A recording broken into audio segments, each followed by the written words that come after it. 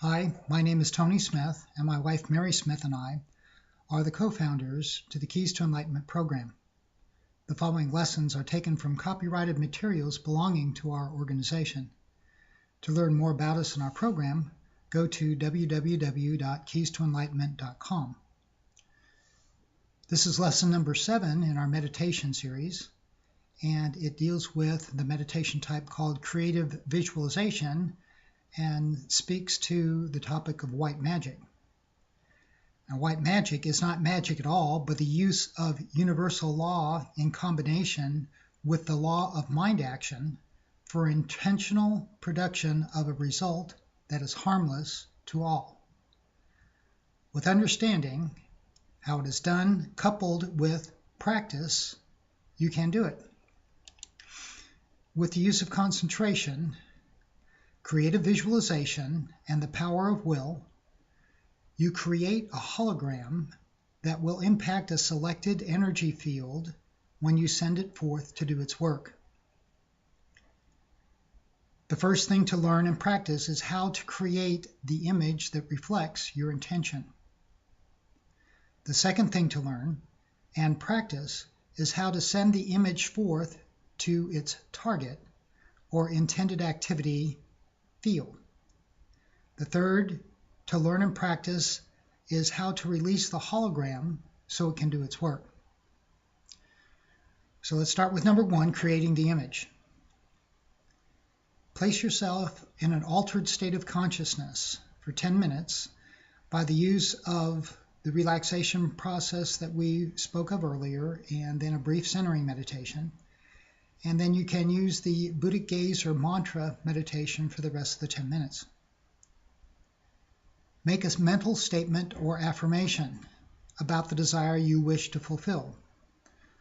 For example, you might say, I want my mother to call me.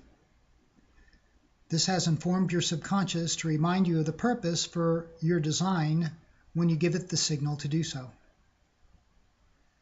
And with your eyes closed, use your mind's willpower to direct your full attention to the middle of your forehead. And this is the area of the pineal gland, and this is your imaging center right here in the middle of your forehead. With your attention holding firmly at the imaging center, use your mind's power of imagination to imagine a whiteboard in this space. After you have seen the whiteboard, think, I'm ready to begin. This sends a thought or intent vibration to your subconscious, which responds with a thought memory vibration that reminds you of your intent. With the power of your mind, begin to draw a picture of your mother using the phone and calling your number. And after that is done, draw in a calendar with today's date. Hold the picture for about 2 or 3 minutes until you feel good about the idea. And this means your conscious and subconscious vibrations of mind are in agreement concerning the picture. Now the next step, number 2, is sending the image forth to do its work. So first, use your mind's power of imagination along with your mind's power of will to project the image from your mind toward the targeted person or targeted area related to the image.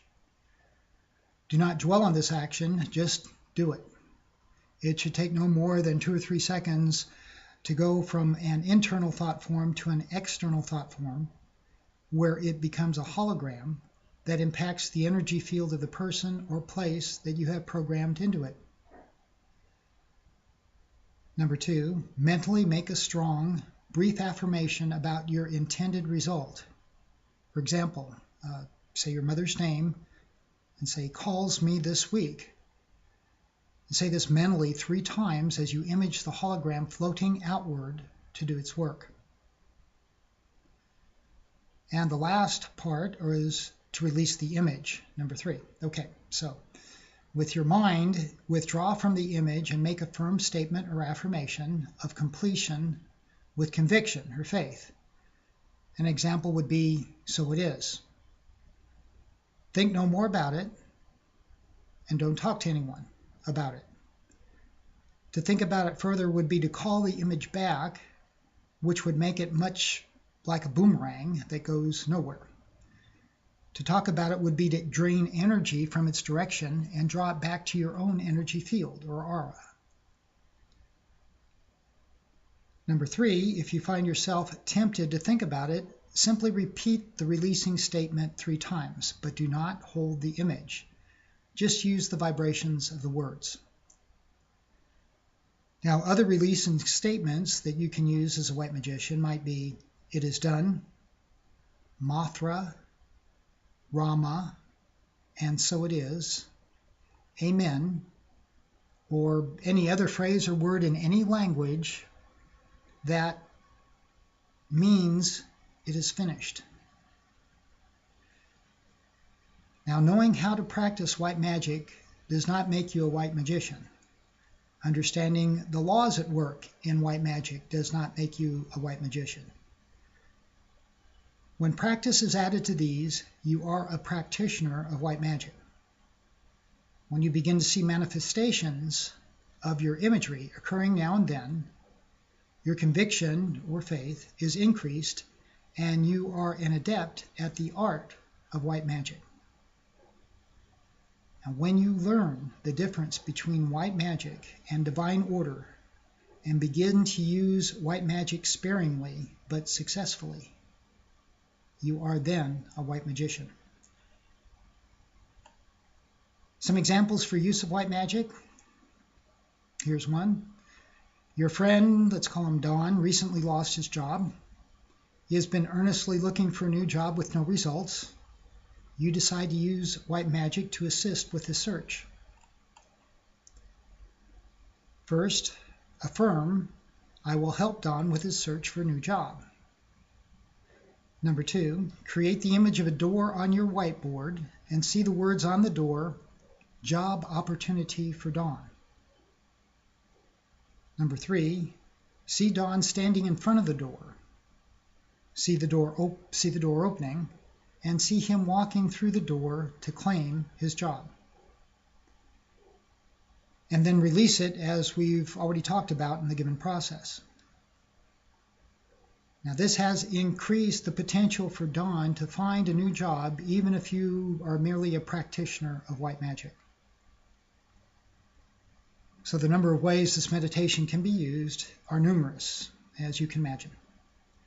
But please remember that the intent is for positive results for everyone involved.